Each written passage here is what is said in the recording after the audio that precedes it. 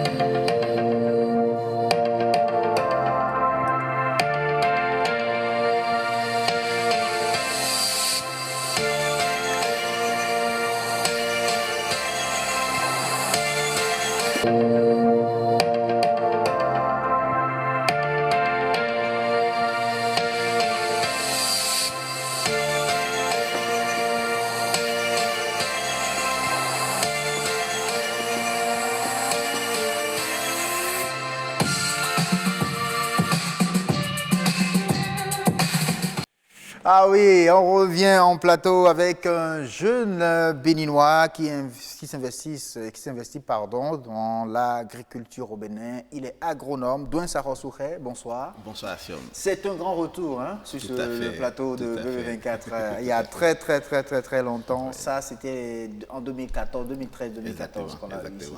Waouh. Ça, c'est bien.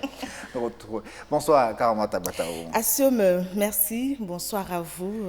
Vous êtes allé à la découverte des jeunes qui s'investissent dans l'agriculture. Exactement. Et ça a permis à ce que Douin Sarosoukhé revienne sur ce plateau ce soir pour d'autres initiatives. Vous l'avez dit, oui. C'est un jeune dynamique, très occupé. Ça n'a pas été facile, en tout cas, qu'on puisse caler ce rendez-vous avec lui. Et c'est justement pour parler de ce que vous avez déjà annoncé à nos amis téléspectateurs, de l'implication des jeunes dans l'agriculture. Il est agronome, c'est vrai, mais en plus de ça, il est aussi agriculteur, c'est-à-dire il travaille la terre. Et ils se sont mis en réseau ensemble avec quelques jeunes justement pour apporter de leur savoir-faire pour donner un nouvel élan, un autre élan à notre agriculture qui aujourd'hui quand même évolue, n'est-ce pas, monsieur Arosoukhé? Tout à fait.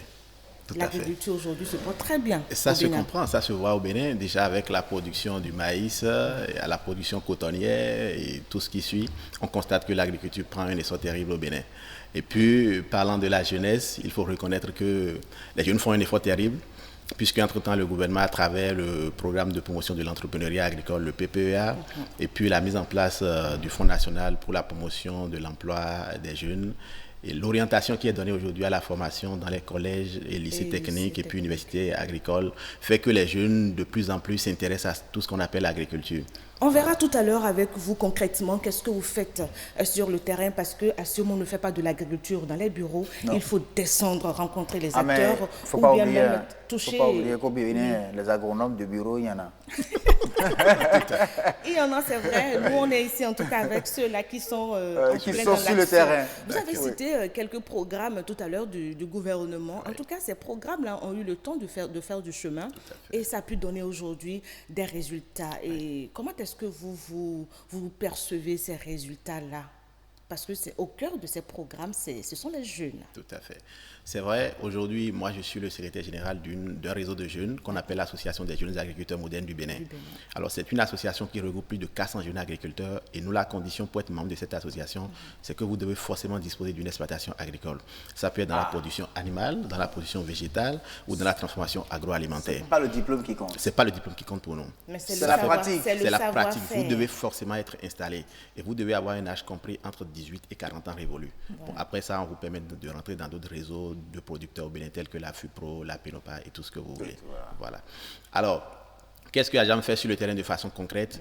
Nous rendons des services économiques et non économiques à nos membres. Quand je parle de services économiques, c'est par exemple l'organisation de la vente groupée des produits des membres. Il y a des gens qui sont dans la cuniculture, donc l'élevage de lapins, dans la production de la volaille, dans l'aviculture. Et il existe des groupes, sinon des coopératives, entre griffes, au sein de cette association-là, qui se chargent d'aller collecter les produits là chez les membres et de les mettre sur le marché de façon groupée. Alors, qu'est-ce qu'on a constaté? Les jeunes ont de sérieux problèmes, de sérieuses difficultés à accéder au marché. Donc, ce service que Ajam leur rend leur permet donc d'écouler une bonne partie de leurs produits. Quand je parle de services non économiques, je fais allusion à tout ce qui est renforcement de capacité. Parce que figurez-vous, les jeunes ont 3 problèmes principaux en matière d'entrepreneuriat agricole au Bénin. Il y a l'accès à une formation de qualité, l'accès au financement et l'accès au foncier. Alors, l'accès au foncier ne se fait pas trop remarquer dans la partie septentrionale, mais à partir du centre jusqu'à la partie méridionale, les jeunes ont de difficultés sérieuses d'accéder à la terre. Comment vous arrivez à pallier ces différents pour le moment, tout ce qu'on fait, c'est de faire du plaidoyer au niveau des municipalités pour que les terres qui ne sont pas exploitées puissent être, les terres agricoles non exploitées puissent être mises à la disposition des jeunes. Mais ce que moi, j'arrive pas à comprendre, Assume, c'est que quand on nous parle de l'accès au foncier et tout, il n'y a pas de terre pour faire de l'agriculture, mais quand vous prenez votre véhicule et que vous partez quelque part, vous vous rendez compte qu'il y a de la superficie non exploitée. Mais à quoi ça sert? Est-ce qu'on n'irait pas à la conquête de ces espaces, de ces surfaces? Et ce que vous avez remarqué, c'est ce qui est là seulement aux abords des voies.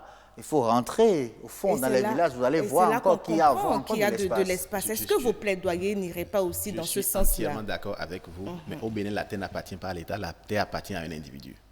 Et dès que vous vous positionnez sur un espace, tout de suite, ça peut être abandonné pendant 30-20 ans, mais vous voyez l'individu se présenter pour dire que la parcelle lui appartient.